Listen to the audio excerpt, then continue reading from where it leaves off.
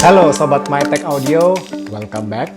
Dan inilah TWS yang sejauh ini paling hype di tahun ini, Sony WF-1000XM4. Tapi tunggu dulu, kalau kalian kepikiran mau beli TWS ini sekarang, yang harganya juga masih nggak murah ya, di angka 4 juta rupiah, kalau nggak urgent, mending kalian tahan dulu hasrat kalian. Karena biasanya, berdasarkan pengalaman saya selama ini, kalau saya ngamatin produk-produknya Sony, kebanyakan produk Sony biasanya bakal di sale atau diskon nggak lama setelah di launching, teman-teman. Paling enggak, saya yakin, paling mungkin akhir tahun ini, atau bahkan mungkin nanti waktu 11-11 atau 12-12, biasanya udah mulai promo nih produk. Oke, kembali fokus ke Sony WF-1000XM4. Packaging papernya kali ini lebih simple daripada yang dipakai buat ngebungkus XM3. Recyclable dan lebih eco-friendly tentunya. Packaging XM4 datang dengan kelengkapan TWS, case, USB-C charging cable, manual, kartu garansi, dan 3 set foam tips. Disclaimer, Sony XM4 ini sudah saya pakai selama kurang lebih sebulan terakhir, hampir setiap hari. Dan bahkan, saya pakai rutin juga ketika di Opnam di RS sebulan lalu, teman-teman. Jadi ya udah lumayan suka duka bersama TWS 1 ini. Kalau gitu tanpa banyak buang waktu lagi, kita langsung mulai aja ke reviewnya.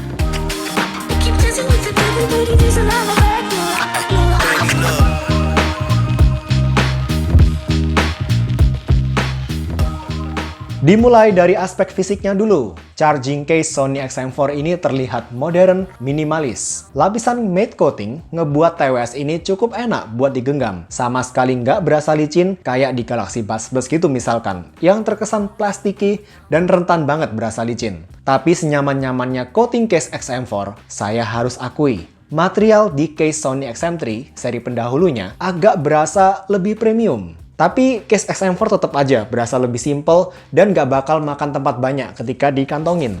Varian warnanya sendiri ada dua, masih khas Sony banget ini. Paduan hitam rose gold kayak milik saya ini, dan juga ada yang putih ivory white. Di belakang case ada USB-C port dan sudah support wireless charging. Magnet bagian dalam case-nya juga cukup kuat buat ngejaga earbuds-nya tetap stay secara stabil di sini. Kalau desain TWS-nya sendiri cukup unik dan elegan. Mirip-mirip rumah kerang gitu kalau saya lihatnya. Dengan coating matte tipis dan agak bertekstur. Sangat berbeda dari XM3 yang bentuknya lebih gede dan agak lebih memanjang kayak kacang. Dengan material plastik minim coating di sini. Nggak seperti di XM3 yang dibekali dengan ear tips silikon dan foam sekaligus, XM4 hanya datang dengan ear tips foam aja ukuran S, M, dan L, tanpa ada opsi silicone ear tips. Well, foam tips memang umumnya bisa membantu ngeredam noise atau bising dan bisa memperhalus suara treble. Tapi, menurut saya, sebaiknya Sony seharusnya mengincludekan atau mengikutsertakan opsi silicone ear tips di packagingnya.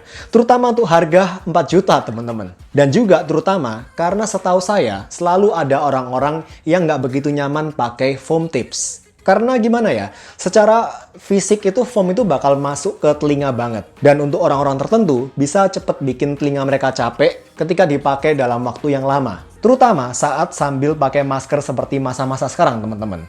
Jujur, saat pakai masker, saya aja secara pribadi lebih pilih pakai TWS dengan ear tip silikon daripada foam. Karena foam tip ini somehow suka memberikan tekanan ke dinding telinga saya. Sedangkan ketika saya pakai masker, di sisi luar telinganya itu ada tali masker yang cukup neken juga. Jadi di sini telinga tuh kayak berasa ditekan dari luar dan dalam. Tapi, well, kalau nggak pakai masker, fitnya Sony XM4 ini nyaman-nyaman aja menurut saya. Cuman, iya Sony, saya paham. Tujuan utama Sony makein foam tips di TWS 1 ini tentu biar lebih ngedongkrak performa noise cancelling alias ANC di XM4. Dan bener aja, bersama dengan Bose QC Earbuds, Sony XM4 sejauh ini TWS dengan noise cancelling paling kedap, the best yang pernah saya coba, yang pernah saya pakai. Saya sempat tes ganti-gantian dengan Bose QC Earbuds di tokonya Bose, dan menurut saya keduanya seimbang. Bose mungkin agak lebih kedap sedikit buat ngeredam suara orang-orang ngobrol, tapi perbedaannya tipis banget di sini dan bisa diabaikan. Dan level noise cancelling di WF-1000XM4 ini udah hampir sama oke-nya dengan noise cancelling di over-ear headphones kayak Bose NC700 dan Sony WH-1000XM4. Wow! Tapi Tapi buat orang-orang yang nggak nyaman pakai foam tips, dan saat ini sedang cari TWS dengan noise cancelling terbaik, nggak peduli harga berapapun, saya masih rekomenin Bose QC Earbuds. Karena ear tipnya overall lebih nyaman. Asalin rela bayar 5 jutaan. Tapi tentu bukan TWS flagshipnya Sony namanya kalau minim fitur. Nah, buat tahu fitur-fitur yang ada di Sony XM4 ini, yuk kita langsung buka aja app pendukungnya teman-teman. Di app Headphone Connect. Kalau kalian udah familiar dengan tampilannya XM3, di XM4 ini nggak jauh beda teman-teman. Di sini ada tampilan lagu apa yang lagi diputar, lalu di sini kita bisa cek persen baterai dari TWS masing-masing, left dan right, dan juga untuk charging case-nya sendiri. Lalu di atas ini terlihat ada info kodek apa yang sedang dipakai. Sony XM4 sendiri mensupport kodek SBC, AAC, dan kodek buatan Sony, LDAC, yang di kondisi terbaik bisa mentransmisi audio resolusi tinggi hingga 990 KB per second. Tapi ingat, LDAC kurang recommended dipakai di tempat yang sangat ramai karena butuh koneksi Bluetooth yang stabil di sini teman-teman. Dan kodek sekelas LDAC pun belum level high-res audio ya teman-teman. Di dunia audio, high-res itu biasanya sebutan untuk bitrate di atas CD quality. Jadi jangan tertipu sama jargon high-res di sini ya. Dan by the way, nggak ada kodek aptX Adaptive atau aptX HD di XM4 ini. Karena setahu saya sejak tahun 2020, Sony ini kayaknya mulai ngurangin kerjasama dengan Qualcomm selaku pemilik lisensi aptX. Dan untuk pengguna iPhone, iPad, literally perangkat Apple, abaikan omongan saya soal LDAC, aptX, dan lain-lain tadi. Karena iOS cuma support kodek SBC dan AAC aja sampai saat ini teman-teman. Tapi, well, untungnya kompresi AAC di iPhone cukup oke banget secara resolusinya. Lalu di sini ada Adaptive Sound Control. Jadi ini dia akan menyesuaikan tingkat noise cancelling, tingkat ambient sound sesuai dengan tempat kalian berada saat ini. Jadi dia bakal interaksi dengan location atau GPS dari HP kalian dan langsung menyesuaikan tingkat noise cancelling sesuai dengan tempat kalian berada. Ini kalian bisa atur sendiri. Lalu berpindah ke tab sound. Di sini kita lihat ada pengaturan ambient sound, noise cancelling, dan off. Ini bisa kalian toggle manual atau melalui touch control di TWS-nya. Untuk ambient sound sendiri ada berbagai level ya, mulai dari 0, 1, sampai 20. Saya sendiri biasa set di level 20 teman-teman, karena saya ingin mendengarkan suara sekitar saya semakin jelas di sini. Di sini bisa focus on voice juga, jadi kita bisa membuat seakan-akan kita tuh mendengarkannya fokus ke suara orang aja. Sedangkan suara lainnya bakal di-reduce oleh TWS-nya. Di noise cancelling sendiri ada mode noise cancelling dan juga ada mode khusus, terutama kalau kalian di tempat yang cukup berangin ya, yang anginnya kenceng gitu. Karena biasanya kalau noise cancelling nyala dan ada angin kenceng, bakal terdengar suara gerasak-gerusuk gitu di TWS-nya. Nah, ini kalian bisa atur automatic wind noise reduction untuk ngurangin gerasak-gerusuk akibat angin tadi. Waktu saya tes sendiri sih, pengaruhnya lumayan. Tapi tetap aja ada gerasak-gerusuk suara angin yang masuk ke TWS-nya. Meskipun ya agak berkurang di sini, tapi overall fitur ini nice to have. Sekarang berpindah ke bawah. Nah, di sini kita jumpain ada fitur yang sama yang dijumpain di Sony WH-1000 XM4, Speak to Chat. Ketika kita tiba-tiba bersuara atau ngomong, TWS ini akan ngedetect suara kita, ngehentiin lagu yang lagi diputar, dan mengaktifkan ambient sound alias transparency mode buat kita bisa dengerin suara sekitar kita. Ini juga by the way fitur yang ada di Samsung Galaxy Buds Pro. So far dari pemakaian saya, pendeteksi suaranya cukup responsif. Rata-rata responsnya bahkan nggak sampai 1 detik di sini. Dan setelah sekian detik kalian nggak bersuara, TWS akan kembali ke keadaan saat sebelum Speak to Chat ini aktif teman-teman. Jedanya bisa kalian atur sendiri di sini. Ada mulai dari 5 detik sampai 30 detik. Di sini sensitivitas terhadap suara kalian, pendeteksi suara kalian pun bisa diatur ya. Mau high, low, atau otomatis gitu. Sekarang, bicara soal transparency mode. Sony XM4 ini cukup bisa merecreate suara sekitar kita dengan cukup natural dan dengan volume yang cukup keras juga. Nggak terlalu kenceng dan nggak terlalu pelan. Dan juga hampir nggak ada bunyi hiss sama sekali, seperti yang dijumpain kadang di XM3 dan juga di beberapa TWS lain. Terutama di Samsung Galaxy Buds Plus, yang masih ada bunyi hiss-nya. Overall, performa ambient sound di XM4 ini cukup solid, meskipun harus saya akuin, Apple AirPods Pro masih bisa memberikan mode transparency mode atau ambient sound secara sedikit lebih natural di sini. Berikutnya, ada opsi kalian mau prioritasin koneksi stabil atau kualitas audio. Kalau prioritasin koneksi stabil, kodeknya bakal bervariasi antara SBC dan AAC. Waktu saya tes kekuatan sinyal Bluetooth-nya di tempat terbuka dengan prioritize on stable connection, saya bisa berjalan memakai Sony XM4 ini menjauhi HP saya hingga jarak maksimal 36 meter sebelum musik yang saya dengerin mulai terputus-putus. Sementara, kalau saya prioritasin sound quality dengan kodek LDAC, jarak jangkauan Bluetooth-nya jadi jauh lebih rendah. Saya dapat cuma di angka 15 meter, teman-teman. Terendah di antara TWS-TWS yang pernah saya review sejauh ini. Bluetooth-nya sendiri udah versi 5,2. Ini versi yang paling baru, teman-teman. Dan sayangnya, Sony XM4 belum support koneksi multi perangkat. Jadi XM4 cuma bisa dikoneksikan ke satu perangkat aja di saat yang bersamaan. Belum kayak Jabra Elite 75T atau Anker Soundcore Liberty 3 Pro yang bisa connect ke dua device secara bersamaan. Tapi untungnya, Sony XM4 sudah support multi-pairing. Jadi, kalau kalian mau berpindah koneksi dari satu perangkat ke perangkat lain, nggak perlu didisconnect dari perangkat yang pertama, langsung aja pencet connect di perangkat yang baru. Maka, koneksi XM4 akan otomatis berpindah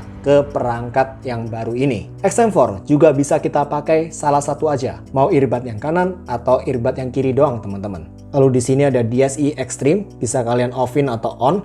Ini kalau katanya Sony bisa men-scale up audio yang low res menjadi lebih high res. Jadi kayak di scale up gitu, kayak KHZ-nya, bitrate-nya. Terutama kalau kalian ngeplay lagu-lagu atau track low resolution file. Misal kayak MP3 128 KB per second ke bawah gitu misalkan, dan lain sebagainya. Tapi sejauh ini ketika saya tes sendiri, DSI Extreme nggak begitu memberikan pengaruh sih di audionya. Sejauh yang saya rasakan ya teman-teman. Lanjut, di app-nya di sini juga ada EQ. Bisa kalian atur sesuai preset yang disediakan di sini, atau tweak aja secara manual. Bisa di custom atau manual ini teman-teman. Kalau saya sendiri sih nggak begitu merasa perlu buat meng-EQ audio dari TWS ini. Hanya aja, kadang di lagu-lagu tertentu, kalau pas saya lagi pingin treble yang lebih keluar, lebih bright, saya bakal EQ ke mode voice, teman-teman. Yang ini, mode vokal. Atau tweak aja di mode manual sesuai selera saya. Mode EQ brightnya sendiri di sini, menurut saya bikin presentasi audionya jadi terlalu tipis buat selera saya pribadi. Tapi selera kalian bisa berbeda, bisa jadi kalian suka dengan EQ yang bright ini. Lalu di sini kita bisa aktifin fitur Voice Assistant. Berikutnya ada atur pengaturan untuk touch control di earbud kiri dan earbud kanan. Memang ada pengaturan untuk volume control sih, namun yang saya lumayan kecewa, di sini kita harus pilih salah dua dari pengaturan-pengaturan ini. Padahal TWS yang jauh lebih murah, kayak Soundpeats T2 dan Filthy One Pro aja, bisa kasih fungsi touch control yang lebih lengkap tanpa harus memilih. Please, Sony. Di sini juga bisa di-set untuk pause music otomatis ketika kita ngelepas XM4 dari telinga kita. Dan bahkan mati otomatis ketika XM4 dalam keadaan sudah nggak dipakai lagi setelah beberapa menit. Beralih ke ketahanan air. Sony XM4 udah IPX4 rating. Cukup standar saat ini di antara TWS-TWS dengan noise cancelling. Jadi TWS ini bisa kalian pakai sambil olahraga. Dan nggak masalah kena keringat atau cipratan air sekalipun. Overall, IP rating di XM4 sudah improve dari XM3, yang bahkan nggak punya IP rating sama sekali di sini. Untuk kualitas mikrofonnya ketika dipakai buat call, kita langsung dengerin aja sampel call berikut ini. Oke teman-teman, kembali lagi call test untuk TWS, dan kali ini TWS yang kita tes adalah Sony WF-1000 XM4. Seperti yang kalian bisa lihat saat ini, saya sedang berada di atas jalan yang cukup ramai ya di sini. Jadi cukup oke untuk mentes kualitas call di tempat yang cukup ramai teman-teman. Bagaimana menurut kalian call quality dari Sony WF-1000 XM4 ini teman-teman? Terutama kalau sebentar lagi kita akan compare, kita akan bandingkan dengan beberapa TWS lain. Yuk sekarang pindah ke TWS lain. Oke teman-teman, sekarang saya sudah berpindah ke TWS Sony WF-1000 XM3. Ini adalah seri pendahulu dari WF-1000 XM4 tadi teman-teman. Bagaimana menurut kalian call quality dari Sony WF-1000 XM3 ini dan dibandingkan dengan Sony WF-1000 XM4 tadi? Namanya panjang banget ya. Oke, kalau gitu sekarang coba kita pindah ke TWS satu lagi teman-teman. Oke teman-teman, saat ini kita sudah berpindah ke TWS Sennheiser Momentum 2 True Wireless. Bagaimana menurut kalian call quality dari Sennheiser Momentum 2 True Wireless ini bila dibandingkan dengan Sony WF-1000 XM4 tadi teman-teman? Kira-kira dua TWS ini berada di kisaran harga yang kurang lebih sama saat ini ya. Oke, sekarang kita kembali ke video review. Beralih ke baterainya sekarang. Sony XM4 diklaim bisa kasih playtime music selama 8 jam dengan mode noise cancelling on dan 10 jam dengan mode noise cancelling off.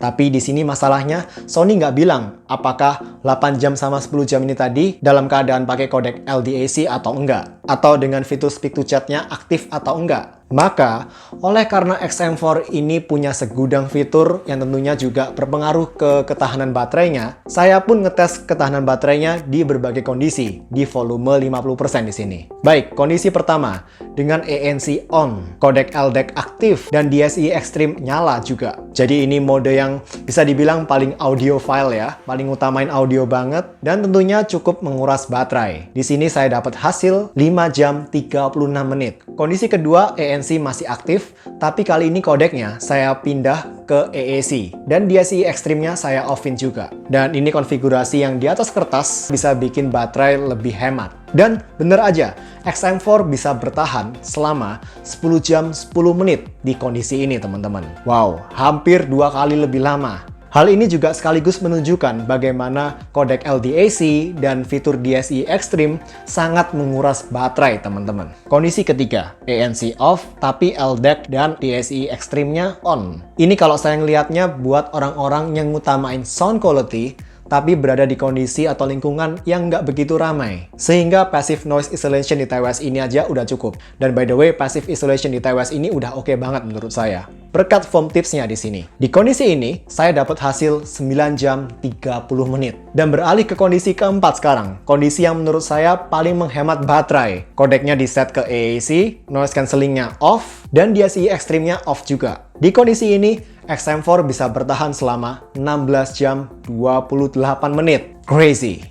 Ini rekor baterai TWS terlama yang pernah saya review selama ini. Dan by the way, di semua skenario tes ini, saya nggak aktifin fitur speak to chat ya teman-teman. Jadi siap-siap, kalau kalian pakai fitur itu, ketahanan baterainya bisa jadi lebih rendah dari angka-angka yang saya sebutin tadi pastinya. Sekarang, sebelum bahas audio, saya cuma mau kasih info ke kalian aja. Bagi kalian yang mau tahu testing tracks atau lagu apa aja yang saya pakai buat ngetes audionya Sony XM4 selama sebulan terakhir ini, kalian bisa lihat di deskripsi di bawah video, saya cantumin di sana. Oke, secara soundnya sendiri sekarang. Menurut saya, Sony WF-1000 XM4 ini punya sound yang lebih lebih warm dan lebih dark daripada Sony WF-1000 XM3. Dan dengan bass dan mid yang agak lebih di-boost daripada treble-nya. Vokal suara cewek bakal terdengar agak lebih recessed di XM4 ini daripada di XM3. Dibandingin Sony XM3, saya rasa XM4 ini punya upgrade di audionya dalam 3 hal utama, yakni bass, detail, dan resolusi. Bahkan menurut saya pribadi, bass di Sony XM4 ini the best bass quality yang pernah saya dengar dari TWS. Sekali lagi, ini versi subjektif saya ya. Di antara TWS-TWS yang pernah saya coba, kalau di Sony XM3, satu komplain saya terhadap bassnya adalah agak minimnya sub bass di Sony XM3 dan lebih ngeboost mid bass dan upper bass. Secara tekstur bassnya pun juga berasa kayak lebih kering dan bahkan berasa sometimes lebih muddy daripada di XM4. Sedangkan bass di XM4 nggak cuma lebih keluar secara teksturnya, tapi juga berasa lebih natural dan fluid banget dibandingin bass di Sony XM3. Bassnya juga berasa lebih rich, lebih bulat, lebih empuk. Sub bassnya juga berasa di XM4 ini. Namun amazingnya masih sangat-sangat terkontrol bassnya di sini. Saya nggak tahu gimana Sony bisa men-tune TWS ini seperti ini, tapi bassnya oke banget.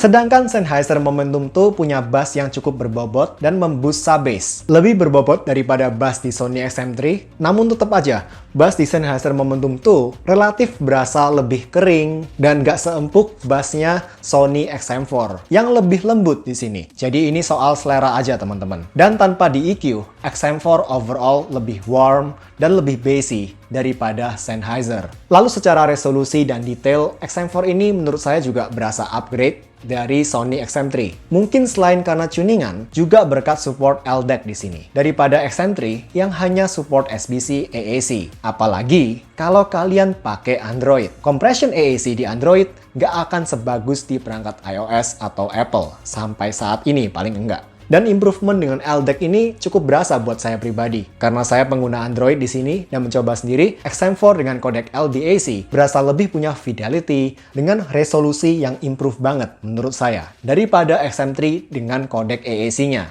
Beralih ke midrange, Sony XM4 bisa ngebikin suara vokal dan instrumen-instrumen di area midrange kayak gitar akustik gitu misalkan, bisa berasa lebih punya body, lebih tebel, dan overall berasa lebih realistis daripada midrange-nya Sony XM3 dan Sennheiser Momentum 2. Lower midrange di XM4 agak lebih di-boost di sini daripada di XM3 dan Sennheiser, yang nyebabin suara-suara cowok terutama terdengar lebih natural, lebih organik, dan full body, sedangkan Sennheiser Momentum 2 agak lebih nge-boost upper mid. Dimana overall body vokalnya bakal berasa kayak agak lebih tipis, kayak kurang di-boost secara lower harmonic atau lower mid-range-nya di sini. Tapi tentunya, tipikal audio seperti Sennheiser ini bakal cocok banget buat dengerin suara-suara cewek, vokal cewek, atau buat kalian yang lebih ngementingin tekstur-tekstur vokal atau micro detail dengan ngorbanin sedikit body vokal di sini. Namun tetap aja, saya pribadi tetap lebih suka representasi vokal yang lebih warm dan lebih full body kayak di Sony XM4 ini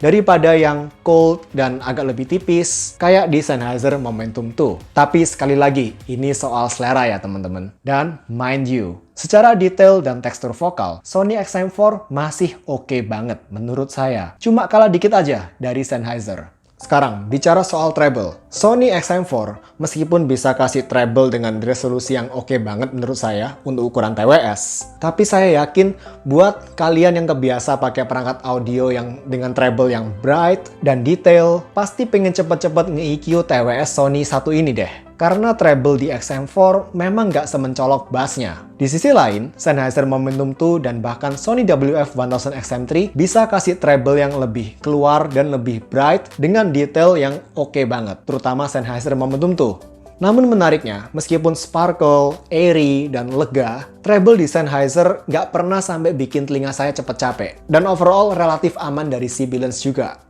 Tuningan treble yang sparkle dan airy di Sennheiser juga ngebikin soundstage di Sennheiser berasa lebih lega. Dengan pemisahan antara instrumen satu dengan instrumen lainnya, itu kayak lebih berasa punya space kosong gitu antara satu instrumen dengan instrumen lain. Hal ini ngebikin Sennheiser bisa nimbulin impresi audio yang lebih bersih, lebih rapi, kayak berasa lebih tepat gitu ya sound imaging-nya, posisi tiap-tiap instrumen di sound imaging-nya ini. Dan ini bakal berguna banget di lagu-lagu yang kompleks, orkestra, dan punya banyak instrumen. Meskipun hal ini juga ngebikin audio di Sennheiser terkesan agak lebih analytical di sini. Tapi tentu, ini bukan berarti XM4 kalah luas dalam hal soundstage. Menurut saya, secara ukuran soundstage, XM4 sama luasnya dengan Sennheiser. Hanya aja, kalau di Sennheiser tadi, antar instrumen itu berasa kayak ada ruang kosong, kayak ada vakumnya gitu. Kalau di XM4, saya coba menganalogikannya itu, antara instrumen satu dengan instrumen lain, itu kayak ada semacam fillernya, ada kayak pengisinya gitu teman-teman. Jadi seakan-akan kayak antara satu instrumen dengan instrumen lain itu kayak tersambung, nggak bener-bener kayak terpisah gitu, tapi kayak ada penyambungnya di sini. Hal ini saya rasa ngebuat audio di XM4 terdengar lebih rich di sini.